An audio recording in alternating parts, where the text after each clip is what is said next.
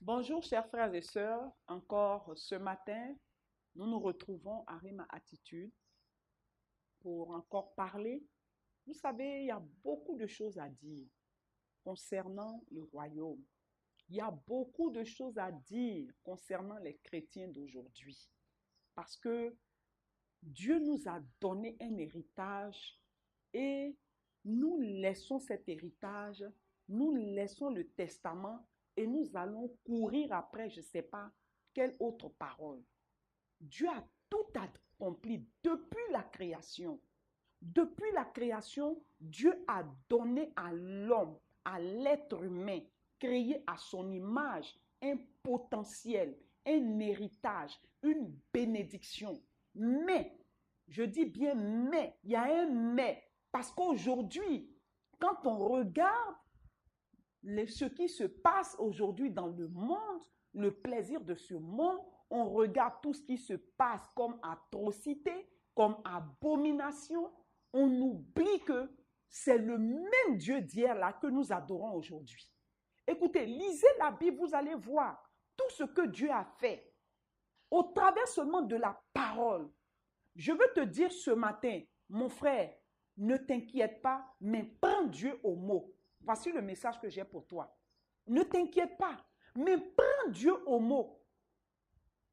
Quelle est la situation que tu traverses? Prends Dieu au mot. Alléluia. Si c'est une maladie, dis-lui, Seigneur, tu m'as dit que par tes meurtrissures, je suis guéri. Alors, maladie, tu fais quoi en moi? Sors. Je n'ai pas de relation avec la maladie. Si c'est Christ qui vit en toi, c'est des difficultés financières, aïe. Mais Seigneur, ce n'est pas toi qui as pourvu aux besoins d'Abraham. Tu n'as pas dit, il n'a qu'à donner son fils. Et quand il était prêt à donner son fils, tu as apporté, tu as fait apparaître un bélier. Tu es le même aujourd'hui. Tu es le même hier. Tu n'as pas changé. Alors, je te tiens, Seigneur. Je te tiens. Je vais toujours continuer de grimper ton habit. Tu es grand, mais j'attrape ton habit. Quel que soit vents et marées, je vais continuer de grimper car je vais m'asseoir sur tes épaules. Parce que regarde ton Dieu et dis-lui, regarde dans ton miroir et dis, regarde-toi et dis, Seigneur, je proclame et je confesse que je suis la prunelle de tes yeux. Rien ne pourra s'opposer à ce que tu as dit de moi. Écoutons la parole. La Bible dit en Genèse 1, verset 28, puis Dieu dit, faisons l'homme à notre image, selon notre ressemblance, et qu'il domine sur les poissons de la mer, sur les oiseaux du ciel, sur les bétails, sur toute la terre et sur tous les reptiles qui rampent sur la terre. Il dit, faisons l'homme à notre image. Faisons, Père, Fils et Saint-Esprit. Faisons l'homme à notre image. Et quand il dit, faisons à l'homme à notre image, pour qu'il fasse quoi? Il domine. Donc, depuis la création, Dieu t'a donné le pouvoir de dominer quoi? Dominer les difficultés, dominer les obstacles, dominer les épreuves, dominer les esprits méchants, dominer les esprits occultes, dominer les mystiques, dominer les marabouts. Il te dit, domine, domine. Alléluia. Il faut dominer même sur les oiseaux du ciel, dominer sur les reptiles, dominer sur tout ce qu'il a créé. Mais toi, tu te laisses dominer par ces choses jusqu'à les adorer. Oh, oh, ressaisissons-nous. Et la Bible dit quoi? On continue. Et après avoir déclaré cela, la Bible dit, il créa l'homme. Alléluia. Verset 27. Dieu créa l'homme à son image. Il créa l'homme et la femme. Donc, mon frère, ma soeur, je vais te dire, aucun marabout ne peut créer un homme.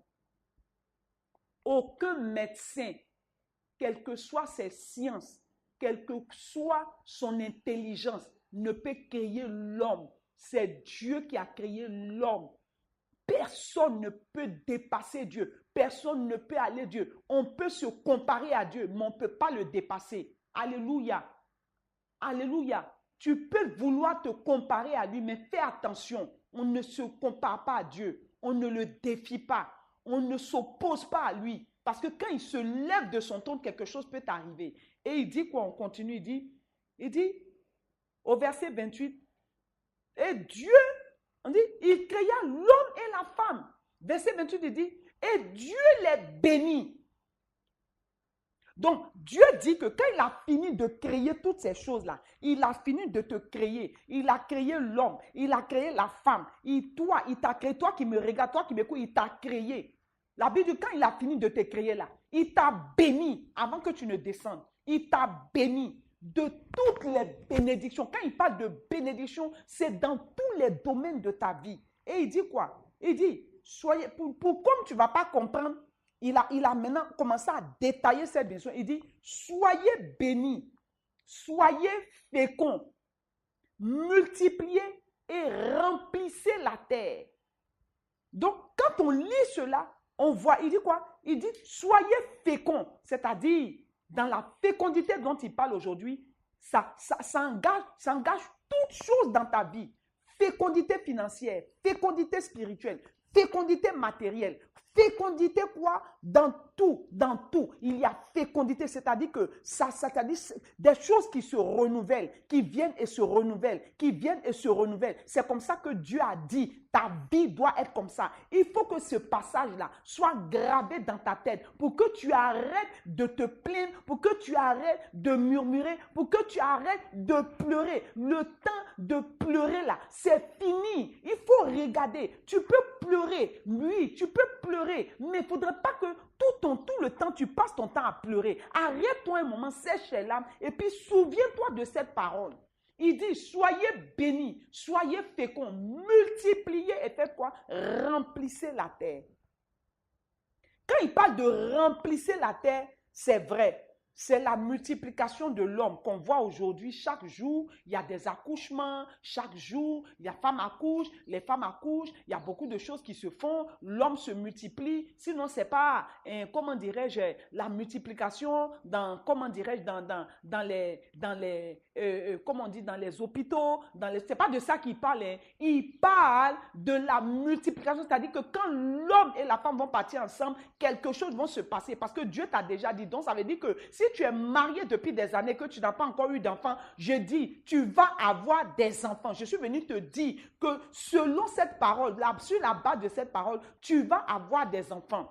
Si peut-être tu travaillais, tu as des diplômes que tu n'as pas encore, oh oui, commencer à travailler, je suis venu te dire que tu vas travailler. Parce que quand on continue, il a dit que l'homme va travailler à la sueur de son front. Il dit, celui qui ne travaille pas ne mange pas. Et Dieu veut que nous mangions. C'est pour cela qu'avant de nous créer, il a créé la nature, il a créé les arbres, il a créé les animaux, il a créé toutes choses et puis il nous a créé pour qu'on ait à manger. Les animaux, c'est pour qu'on les mange.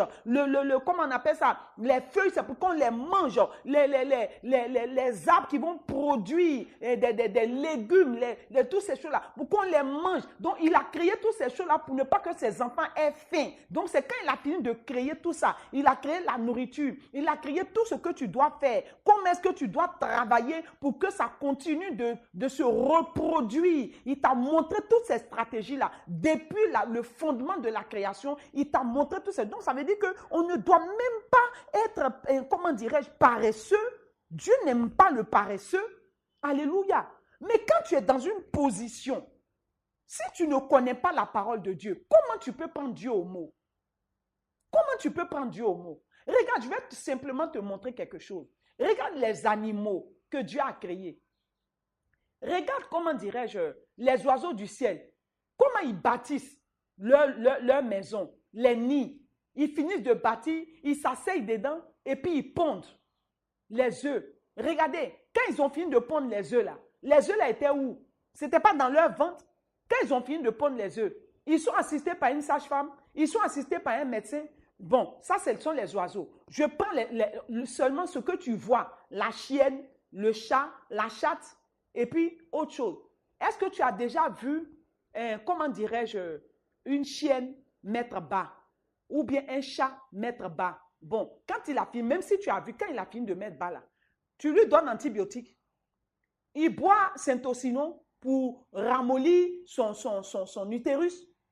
Il fait quoi? Il prend anti-anémique. Il prend quoi? Il prend des médicaments. Quand il a fini là, tu vas nettoyer son ventre pour que le placenta sorte. Regarde les animaux simplement. Comment Dieu s'occupe d'eux. À plus forte raison, toi qui as été créé à l'image de Dieu. Tout ce que Dieu te demande, c'est de te référer à sa parole. De te référer à sa parole. Et quand tu vas te référer à sa parole, que tu vas connaître sa parole, quand quelque chose va arriver, tu vas te dire, dans la parole de Dieu, il est écrit. Mais c'est pour cela que le diable connaissait ça. Et il a pris ça pour aller tenter Christ comment dirais, à la montagne de la tentation. Mais si tu ne connais pas la parole, comment tu peux reconnaître, avoir le discernement dans ce que tu vois aujourd'hui? Mais si tu ne connaissez pas la parole, vous allez tomber dans du n'importe quoi qu'on vous présente. Comme ce pasteur, cet homme de Dieu, soi-disant, qui dit à cette fille, oui, qu'il y a un démon qui est en train de sortir de ta bouche et pour que je te délivre, il faut que je t'embrasse. Et sa femme est assise à l'autel et puis il embrasse la femme. Attends. Si toi-même tu es normal, est-ce que tu peux accepter ce genre de choses? Mon frère, ma soeur, je dis, méditons la parole de Dieu pour ne pas tomber dans le piège du diable. Alléluia. Pour ne pas tomber dans le piège du diable. On va lire Luc 8, verset 44. Et puis on va voir quelque chose. Alléluia. Luc 8, verset 44. Au jour d'aujourd'hui, le diable est en train de faire toutes choses pour attirer le monde, pour attirer le maximum d'hommes en enfer. Il prend, et comme vous êtes attaché au sensationnel, quand l'homme apparaît avec son sensationnel, vous tombez dans son piège et puis vous les suivez. L'envoûtement commence et puis vous les suivez. Mais là où on vous dit la vérité, vous n'aimez pas la vérité. Quand on vous dit la vérité, vous trouvez qu'on est dur, vous trouvez qu'on exagère, vous trouvez que ceci, vous trouvez que cela. Vous raisonnez dans toutes choses et puis vous vous détachez. Hey, Jésus revient bientôt. Où vas-tu? Es-tu un oiseau ou un papillon pour sauter ici? Tu es un singe. Pour sauter d'arbre en arbre, attache-toi à la parole de Dieu. Et la Bible dit, en Luc 8, verset 44, il dit quoi? Gloire à Dieu. Elle s'approcha par derrière et toucha le bord du vêtement de Jésus. Au même instant, la paix du sang s'arrêta. Alléluia. Elle est passée par derrière. Elle a touché le vêtement de Jésus. Elle a touché le vêtement de Jésus parce qu'elle savait. Elle n'avait pas besoin d'aller faire des micmacs, de courir d'homme de Dieu en homme de Dieu. Mais elle avait simplement entendu la parole de Dieu. Elle s'est basée sur la parole. Elle dit, moi là, je sais, il paraît que ce Jésus-là, même quand tu le touches, tu n'as même pas besoin. Il suffit que tu invoques son nom. Allez, Dieu opère le miracle. Alléluia. Et tu touches sa main, tu touches quelque chose, tu invoques son nom. Il dit, en mon nom, tout genou fléchira. Et tu as peur de quoi? Tu as peur de quoi? Ma soeur, je vais te rendre un témoignage. On a reçu une jeune fille de 11 ans. Elle était au CM2, elle est venue avec sa mère. Et cette fille pratiquait la sorcellerie. Et cette fille a confessé ce qu'elle faisait à sa mère et à toute l'assemblée. Elle a dit qu'elle pratiquait la sorcellerie et qu'elle avait tué son père. Et que c'est elle qui avait... Son père était couché et son père a reçu un coup de fil du village. Il dit, on lui a dit de venir au village. Et il partait. Sa femme lui a dit, non, ne va pas. Et il dit, non, je vais partir. Et il est parti au village. Il s'est levé. Quand il est arrivé à la gare, il n'avait pas encore mangé. Hein. Quand il est arrivé à la gare, elle dit que son père, ils ont mis en lui une faim. Donc, il a eu faim. Et puis, au même moment, quand il a eu faim, ils ont fait passer une dame qui vendait du poisson grillé avec des feuilles et tout ça. Vous savez, les gens qui se promènent avec la nourriture. Et les feuilles là, ce n'était pas des feuilles, mais c'était du poison. Et le monsieur a acheté, il est monté dans le car pour aller à Dabou et il a mangé dans le car. Et quand il a mangé, il est arrivé au village, il a commencé à avoir mal au ventre. Il a eu mal au ventre. Il a eu mal au ventre. On a maintenant à l'hôpital, il a rendu les feuilles. Quand il a fini de rendre, il s'est éteint, il est mort. Et sa fille de 11 ans dit que c'est elle qui l'a tué. Qui t'a initié? C'est ma tante. Ta tante t'a initié comment? Ma tante est venue un jour nous rendre visite et puis elle est venue avec de l'attiéké du village. Oh, l'attiéké, elle avait envoyé, ce n'était pas de l'attiéké, c'était quelque chose ils avaient mis des choses dedans pour nous donner, pour me donner parce que j'étais prédisposée à entrer dans la sorcellerie. C'est comme ça que sa tante l'a initiée à la sorcellerie. Et donc, elle a confessé toutes ces choses. Mais quand elle confessait ces choses, je vous assure, nous, on se disait qu'on pouvait enregistrer. On a mis un magnéto. On a tout enregistré. Pour nous, ça passait. Quand on a fini, on remet le magnéto en marche pour écouter ce que cette petite fille venait de dire. Rien n'est passé. Et la petite nous dit, vous voyez, vous avez mis le CD, mais vous n'avez pas prié. Donc, tout ce que je disais là, j'ai bloqué. Je vous assure. Quand elle a dit ça, on s'est basé sur la parole de Dieu qui dit, Luc 10, verset 19, je vous ai donné le pouvoir de marcher sur les serpents, de marcher sur les scorpions, de marcher sur toute la puissance de l'ennemi et rien ne pourra vous nuire. Nous nous sommes saisis de cette parole et nous avons commencé à prier pour cette petite fille. Je vous assure, je ne vous raconte pas un film. Je vous dis quelque chose que nous avons vécu en direct. Alléluia. Nous avons commencé à prier. On a pris autorité au nom de Jésus. Seigneur, tu nous as dit dans ta parole que tu nous donnais le pouvoir. Tu nous as dit que tout ce que nous allons lier sur la terre sera lié dans les cieux. Seigneur, nous prenons autorité contre cet esprit de sorcellerie. Nous le lions. Nous détruisons cet esprit au nom de Jésus. La petite est tombée. Elle tombe, elle se transforme en cafard.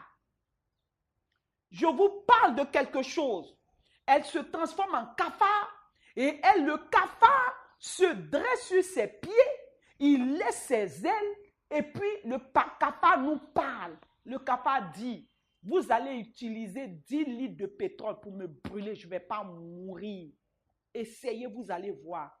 On lui a dit, ce n'est pas à toi de nous donner des instructions, mais le Dieu que nous servons, il nous a dit qu'au nom de Jésus-Christ de Nazareth, nous chasserons les démons. Il a dit dans sa parole, en Marc 7, 17, au nom de Jésus-Christ de Nazareth, il dit, voici les miracles qui vont accompagner ceux qui auront cru. Les miracles doivent t'accompagner. Ce n'est pas toi qui dois courir après les miracles. Tu dois courir après les prophètes pour avoir miracle. Non, mais les miracles de Dieu, parce que tu t'es basé sur la parole, tu connais la parole de Dieu. Quand tu vas marcher, les miracles vont t'accompagner. Et ainsi, nous avons pris autorité. On dit, nous te lions. On va même pas on te lie d'abord. Et quand on va te lier, on invoque le feu du Saint-Esprit. Le feu que Élie a invoqué, qui est descendu pour consumer l'Holocauste. Ce feu-là descend maintenant sur toi et te consume. Le feu est descendu, je vous assure. Je vous parle de quelque chose. Je dis, c'est ce que tu expérimentes que tu peux expliquer à ton frère. Le feu a brûlé ce cafard. Et cette petite fille, elle est tombée. Elle est tombée malade. Quand elle s'est relevée, elle est revenue à elle-même. Elle avait des loques de brûlure, c'est ça, des cloques ou je ne sais pas quoi. Prenez ça comme vous voulez. De brûlure sur son corps. Et cette fille, elle a souffert jusqu'à ce qu'elle meure. Je ne vous dis pas qu'on tue, mais Dieu dit, parce qu'ils veulent vous tuer, c'est la parole de Dieu qui dit, parce qu'ils veulent vous tuer, eux aussi seront tués. C'est la Bible qui dit.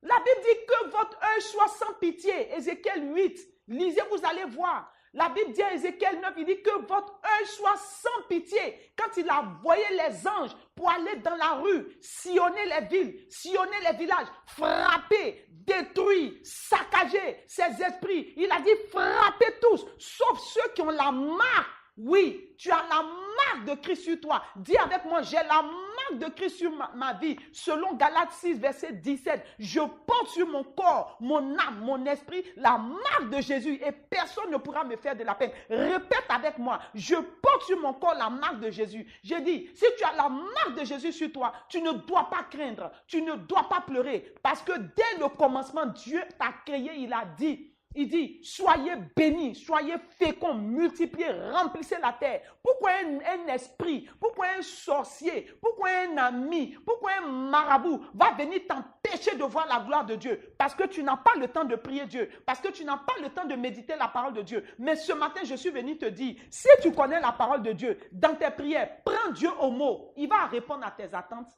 Il va répondre à tes attentes. Prends Dieu au mot. Il va répondre à tes attentes. Je te parle de quelque chose que je connais. Je te parle de quelque chose que j'ai expérimenté. Moi, j'expérimente Dieu chaque jour. La foi est la ferme assurance des choses qu'on espère. Tu espères en quoi?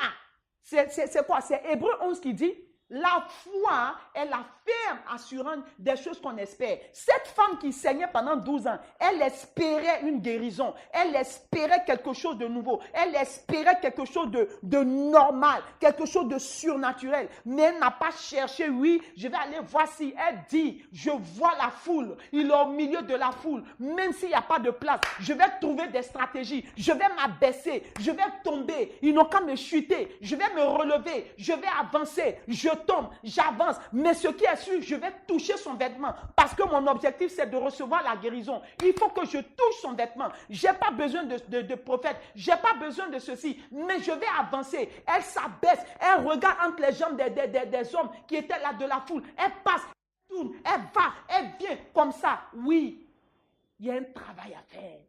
Il y a un prix à payer pour obtenir cette bénédiction. Il y a un prix à payer. Cette femme qui saignait 12 ans, elle a payé le prix. Oh, elle avait tout perdu. Elle a payé le prix parce qu'elle s'est rendue compte que depuis le commencement, Dieu avait dit une parole sur sa vie. J'ai dit, répète avec moi, Dieu a dit une parole sur ma vie depuis ma naissance. Alors, je suis béni. Je suis une femme bénie. Je suis un homme béni. Mon travail est béni. Mes entrailles sont bénies. Oh, tout ce que je fais est béni. Tout ce que je touche est béni. Mes finances sont bénies. Qui peut se lever et s'opposer contre moi? Même le franc-maçon n'a pas de pouvoir sur ma vie. Même le sorcier n'a pas de pouvoir sur ma vie. Même le marabout n'a pas de pouvoir sur ma vie. Dieu m'a béni dès le commencement. Je dis, cette femme, elle s'est battue. Elle avait un objectif à atteindre. Toucher le vêtement de Christ. Ma soeur, il y a un prix à payer pour toucher le vêtement. Il y a un prix à payer. C'est de méditer la parole de Dieu. C'est de lire la parole de Dieu et tu vas voir que cela va s'accomplir. J'ai dit, il y a des jours, je peux m'asseoir et puis je lis la parole de Dieu. Le Seigneur pouvait dire à Ézéchiel, mange le rouleau, mange le rouleau, mange le rouleau. Il faut que tu t'asseyes parfois et que tu manges le rouleau qui est la parole de Dieu. Laisse-toi imprégner de la parole de Dieu. Si tu ne connais pas la parole de Dieu, les faux docteurs aujourd'hui, ils vont te perdre. La Bible même le dit. Il a dit en Matthieu 24, dans les derniers temps, ils viendront pour séduire même les élus de Dieu, pour les perdre.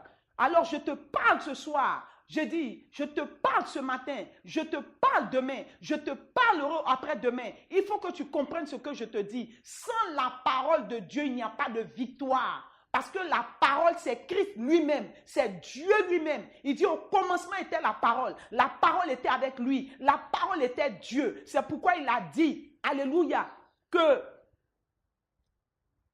à tous ceux qui l'ont reçu, il leur a donné le pouvoir de faire quoi? De devenir enfants de Dieu, non pas nés du sang ni de la chair. Mon frère, j'ai dit ça à mon père. Le sang qui coule dans mes veines, c'est plus pour toi. La chair, c'est plus pour toi. C'est pour Dieu. Il m'a regardé et puis il a compris. Il m'a dit, toi, cette fille, vraiment, tu es particulière. Oui, mon père me l'a dit. J'ai dit, il faut connaître la parole de Dieu pour prendre Dieu au mot. Il faut connaître la parole de Dieu pour prendre Dieu au mot. La Bible dit, quand tu veux entrer dans la maison pour faire quelque chose, il faut d'abord lier l'homme fort. J'ai dit, dans ta famille, il y a l'homme fort. Mais si tu ne connais pas la parole de Dieu, au lieu que tu lis l'homme fort va te lier. Ma soeur, mon frère, regarde-moi bien. La parole de Dieu est une puissance. La Bible dit, la prédication de la croix est une folie pour ceux qui périssent. Mais pour nous, les enfants de Dieu, elle est une puissance. Je me suis levé un soir à minuit, je priais avec mes enfants au salon. nous étions en train de prier. J'ai rendu ce témoignage. Tout le peuple de la fondation, les anciens de la fondation connaissent ce témoignage. Et nous étions en train de prier dans le salon. Vous savez, quand tu es dans la maison et qu'il y a des lampadaires dehors, le reflet de la lumière te donne de pouvoir prier sans même chercher à allumer. Et puis comme ça, nous étions en train de prier au moment où on était en train d'aménager la maison. Et puis, un moment, on priait avec les enfants. Et puis, les enfants sont venus vers moi. Maman, regarde devant. Je regarde. Je vois des bandits qui étaient en train d'escalader le mur pour descendre dans la maison. Et ils sont descendus dans la maison. Quand ils sont descendus de la maison, j'ai dit, Seigneur, tu as dit qu'avant d'entrer dans la maison de l'homme fort, il faut d'abord lier l'homme fort. Ils n'ont pas pu lier. Nous allons les lier. Là où ils sont arrêtés, je mets la confusion dans leur camp. Seigneur, on a commencé à prier. Mais on ne priait pas à haute voix. On ne criait pas. On était dans le salon et ils étaient sur la terrasse. Et puis nous, on priait doucement. Seigneur, on les lit. La confusion, mets la confusion dans leur camp. Seigneur, mets la confusion parce que tu m'as dit dans ta parole qu'ils seront honteux et confus, tous ceux qui me suscitent querelle. Ésaïe 41, verset 8. À partir du verset 8, lisez, vous allez comprendre.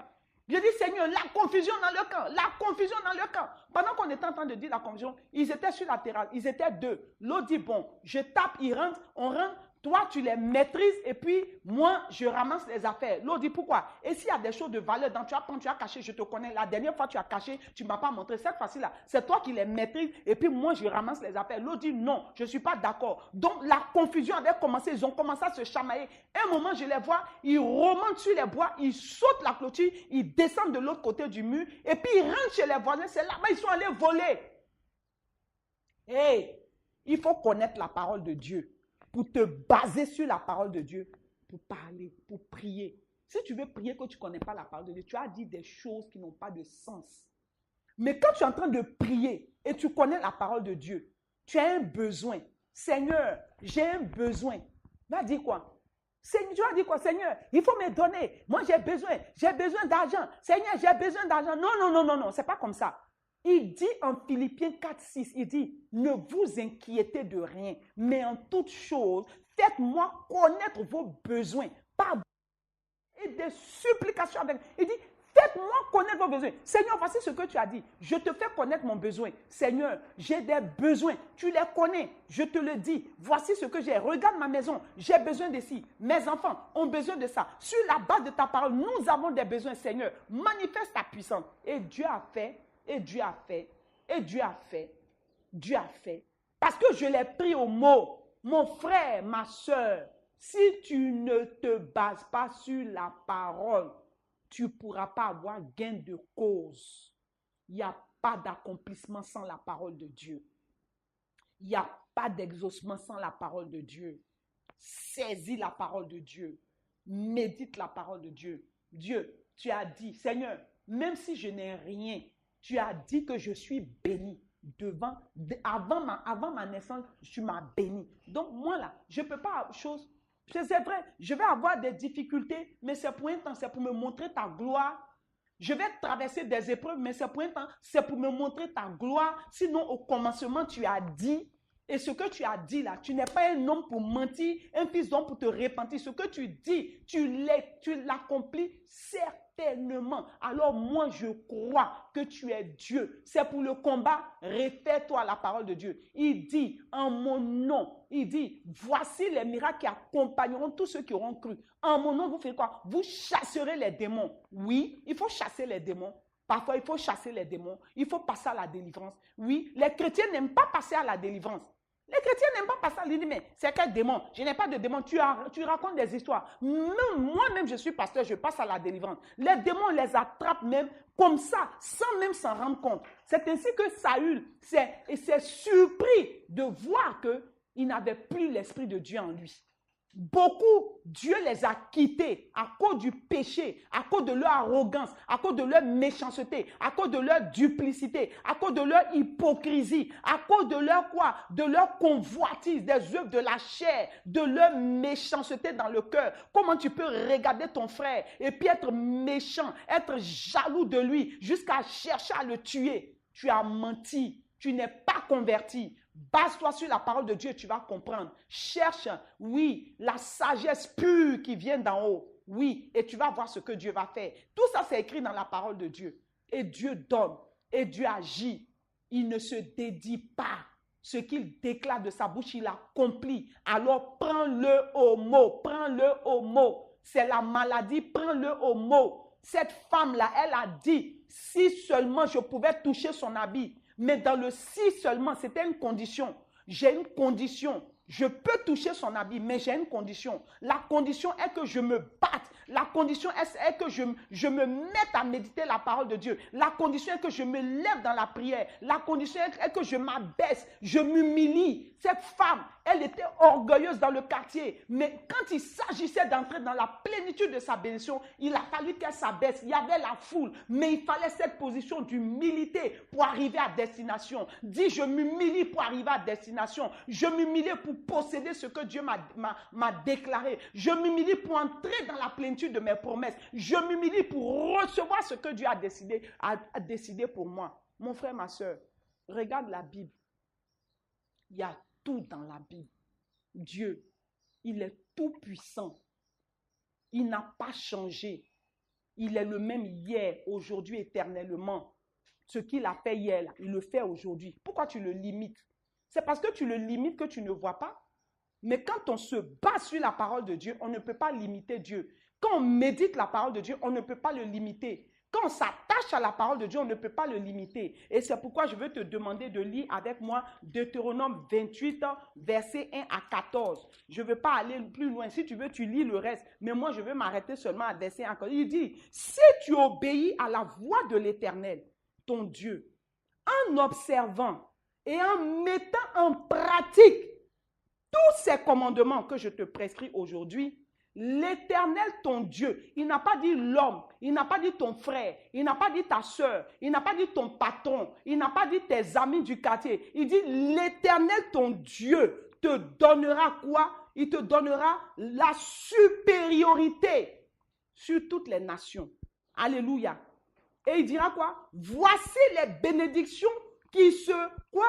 Qui se je lis, voici les bénédictions qui se répandront sur toi et qui seront ton partage lorsque tu obéiras à la voix de l'Éternel, ton Dieu. Obéir à la voix de Dieu, c'est quoi? C'est méditer la parole de Dieu. Dieu, tu ne le vois pas. Tout est dans la Bible, c'est Dieu. La parole, c'est Dieu. Et si tu médites là, tu gardes ça tu graves la parole de Dieu. Elle sera une lampe à tes pieds et une lumière sur ton sentier. Mon frère, ma soeur, prends Dieu au mot et tu verras la gloire de Dieu. Prends Dieu au mot et tu verras la gloire de Dieu. Je veux terminer ce moment par ce témoignage. J'ai toujours un témoignage pour toi.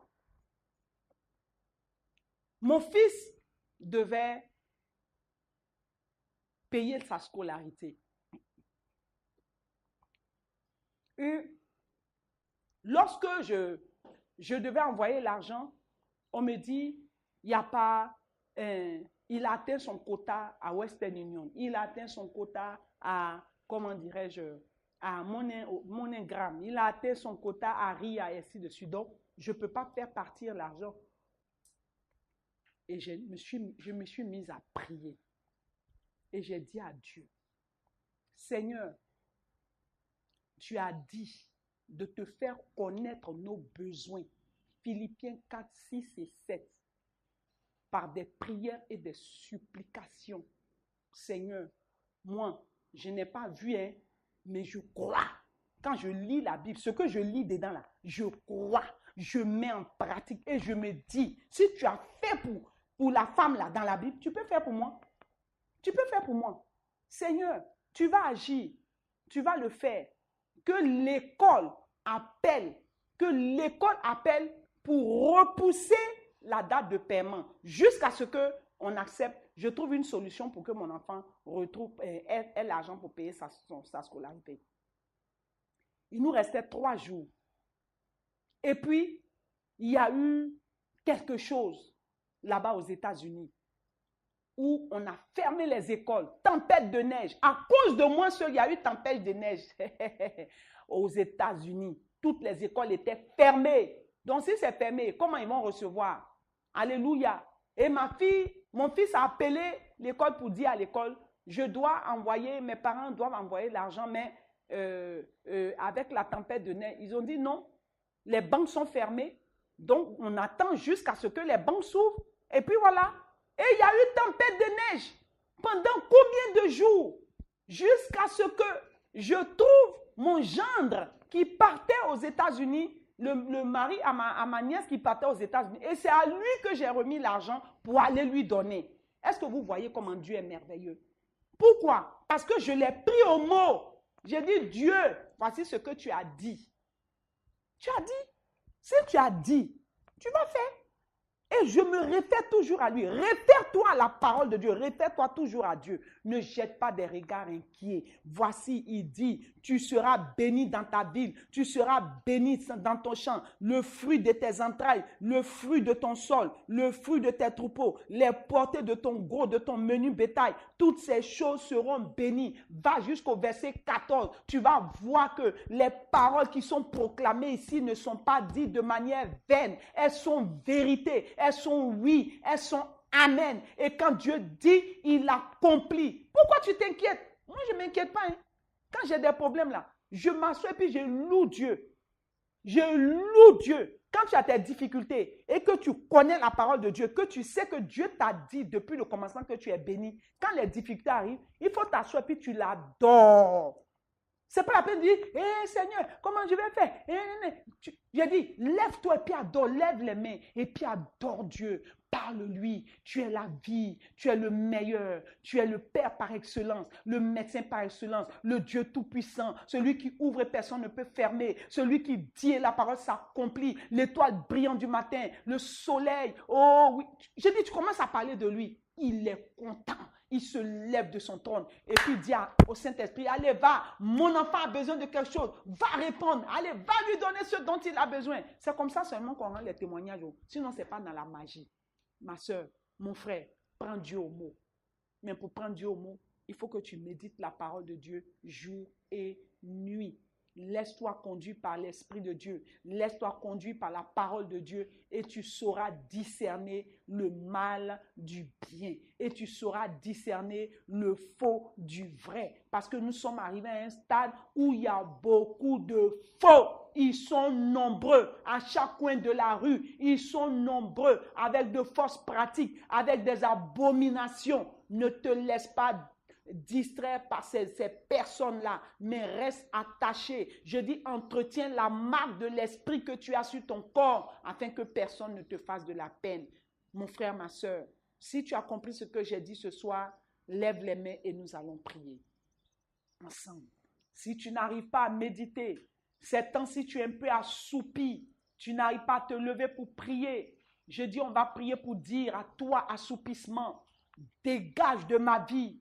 Je ne veux plus te voir dans ma vie. Je divorce avec toi. Esprit d'assoupissement, esprit de paresse, esprit de maladie. Tu m'empêches de méditer la parole de Dieu. Je me sépare de toi. Je n'ai pas de lien avec toi. J'ai un lien avec la vérité. J'ai un lien avec la parole. Alors moi, je m'attache à la parole. Je dis, parole, entre en moi. Seigneur, donne-moi la force de lire ta parole. Donne-moi la force de méditer ta parole. Donne-moi la force de non seulement la lire, mais de la mettre en pratique afin de contempler ta gloire jour et nuit dans ma vie. Comme tu l'as dit à Josué, Seigneur, je me lève parce que je veux méditer la parole de Dieu jour et nuit. Car c'est au travers de la parole ce que je vais réussir dans tout ce que je vais faire. Je sors du faux, je sors du faux, je sors du négatif. Seigneur, mes pensées sont positives parce que tu vis en moi, tu es le positif. Seigneur, je te rends grâce parce que tu me donnes la force et le courage de méditer ta parole. Seigneur, que la gloire te soit rendue. Au nom de Jésus-Christ de Nazareth, nous avons prié. Amen. Mon frère, ma soeur, voici ce que j'avais à te dire aujourd'hui. Je t'en prie, médite la parole de Dieu afin de prendre Dieu au mot. Médite la parole de Dieu car il y a un prix à payer dans toutes choses. Et si tu ne connais pas la parole de Dieu, tu ne sauras pas payer le prix.